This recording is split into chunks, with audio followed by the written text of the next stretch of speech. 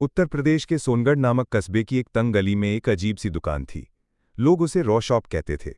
दुकान बाहर से साधारण लगती थी, टूटी फूटी दीवारें, जंग लगे ताले और लकड़ी की पुरानी अलमारी। लेकिन उसके अंदर कुछ ऐसा था जो पूरे कस्बे को हैरान करता था। इस दुकान का मालिक था राम बाबू। 70 साल के बूढ़े, सफेद दाढ़ी, आंखों पर मोटा चश्मा और चेहरे पर रहस्यमयी मुस्कान। कोई पूछता, बाबूजी ये रॉ शॉप है क्या?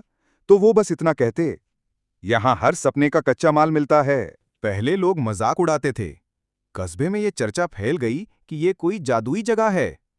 धीरे धीरे बच्चे, किसान, व्यापारी हर कोई वहां जाने लगा। जो भी अपनी जिंदगी में कुछ करना चाहता वो राम बाबू से पूछता, मुझे इसका कच्चा माल चाहिए। अगर कोई छात्र इंजीनियर बनना चाहता तो राम बाबू उसे किताबें, कलम और मेहनत की गठरी दे देते।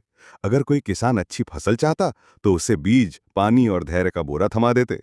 और अजीब बात यह थी कि जो भी उस कच्चे माल को लेकर सच्चे दिल से मेहनत करता, उसकी जिंदगी बदल जाती। इसी कस्बे में अरुण नाम का एक लड़का रहता था। वो गरीब था। उसके पिता खेतीहर मजदूर और मां सिलाई करती थीं। अरुण हमेशा सपना देखता कि वो बड़ा व्यापारी बनेगा, लेकिन हालात ऐसे थे कि पढ़ाई भी अधूरी रह गई। एक दिन उसने सुना कि रॉ शॉप में सपनों का कच्चा माल मिलता है। वो भी वहां चला गया। बाबू ने उससे पूछा, क्या चाहिए बेटा? अरुण ने झिझकते हुए कहा, मैं बड़ा व्यापारी बनना चाहता हूं। राम बाबू मुस्कुराए और बोले, ये सबसे मुश्किल कच्चा माल है। इसमें साहस चाहिए, ईमानदारी चाहिए, हार न मानने की जिद चाहिए। ले जाओ, पर याद रखना, इसे सिर्फ मेहनत की भट्ठी में पकाना। अरुण ने वह गठरी ले ली।